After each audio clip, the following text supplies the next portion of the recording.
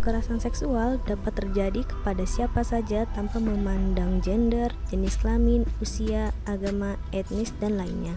Namun, dari banyaknya kasus pelecehan seksual terhadap laki-laki, hanya sedikit korban yang melaporkan kasus pelecehan seksual ke pihak berwajib.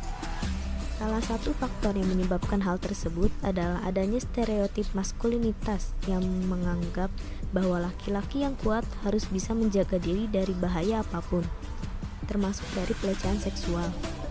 Faktor tersebut menjadikan korban enggan melapor kepada pihak yang berwajib dan terkadang memilih berdamai dengan pelaku atau dengan memberi uang kompensasi karena merasa malu. Tidak sedikit juga korban yang sudah melapor ke pihak berwajib, namun kasusnya berhenti di tengah jalan atau dihentikan, seperti kasus kekerasan dan pelecehan seksual yang terjadi di Komisi Penyiaran Indonesia atau KPI. The impact of sexual violence affects the victim's physical, psychological, and mental. Victim becomes exposed to gastric disease, PTSD, and the relationship of the victim with his family and coworkers is also deteriorating. Sexual violence is an indecent act related to sexual desire that is carried out forcibly so that the person cannot give free consent. Adapun faktor-faktor yang menjadi alasan mengapa korban mendapatkan perilaku tidak senonoh seperti itu. Para pelaku adalah atasan-atasan korban, dan karena mereka adalah atasan korban, jadi mereka mempunyai kekuasaan, kewenangan, ataupun otoritas yang lebih tinggi dibandingkan korban ini. Dan ternyata, korban mendapatkan perundungan atau pembulian sejak awal dia bekerja sebagai pegawai KPI pada tahun 2011.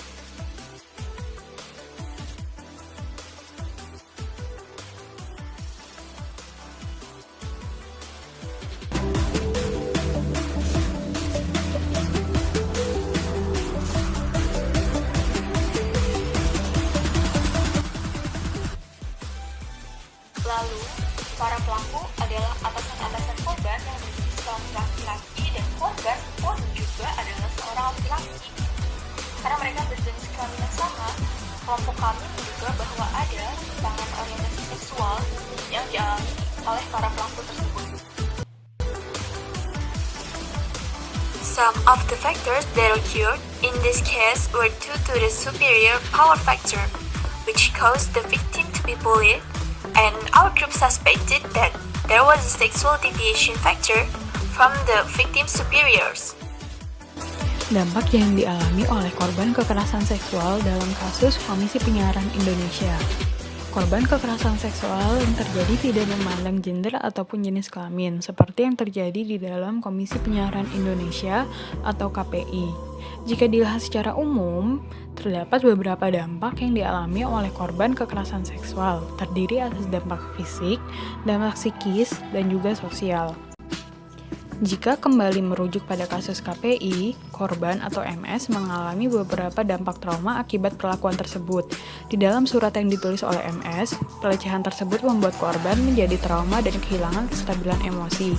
MS sebagai laki-laki yang menjadi korban merasa khawatir dan berpikir tentang maskulinitas, seksualitas, dan mengkhawatirkan pendapat orang lain mengenai stigma bahwa MS merupakan homoseksual, serta kekhawatiran bahwa MS tidak dapat mencegah kekerasan seksual tersebut. Salah satu seksolog yang juga menangani kasus MS menjelaskan bahwa trauma yang paling utama dialami MS adalah trauma seksual. Selain itu, MS juga didiagnosa post-traumatic stress disorder atau PTSD atau gangguan stres pasca trauma dan mengalami gangguan fungsi lambung atau GERD yang termasuk ke dalam trauma fisik. Dampak lainnya yang dirasakan oleh MS adalah kehilangan kepercayaan diri. Bahkan, MS juga merasa bahwa dirinya sudah tidak berharga lagi. Di dalam sumber lain juga dijelaskan bahwa kasus tersebut mengakibatkan MS menjadi stres dan kesedihan yang berkelanjutan, sehingga hal tersebut mempengaruhi kesehatan fisik MS, salah satunya adalah insomnia. Dampak lain yang ditimbulkan adalah MS merasa bahwa keluarganya, terutama ibu dan istrinya juga terdampak dalam kasus ini. According to Komnas Perempuan, there are 14 forms of sexual violence. one of which is sexual harassment as experienced by victims at the Indonesian Broadcasting Commission or KPI, and victims also experience bullying by their superiors. Terkadang, kasus kekerasan seksual tidak mencapai penyelesaian kasus atau kasusnya diberhentikan. Ada juga yang menerima uang dari pelaku atau memilih jalan damai dengan keluarga. Namun, untuk kasus ini yang merupakan kasus kekerasan seksual dan pembulian selama bertahun-tahun, sudah termasuk ke dalam ranah pidana, sehingga dibutuhkan penyelesaian kasus oleh lembaga penegak hukum untuk mencapai keadilan korban. Untuk dapat menyelesaikan kasus kekerasan seksual di KPI, baik dari lembaga penegak hukum, Komnas HAM, dan pihak KPI harus berfokus kepada korban dan mengumpulkan bukti-bukti yang cukup agar kasus tidak terhenti.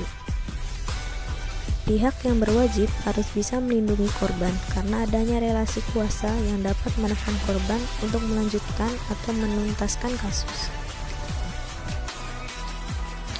Solusi yang dapat diberikan terhadap kasus kekerasan seksual di KPI yang pertama adalah mendampingi korban ketika melaporkan kepada pihak berwajib, yang kedua tidak menjauhi dan memberikan stigma buruk kepada korban, dan yang ketiga adalah memberikan dukungan dan semangat kepada korban.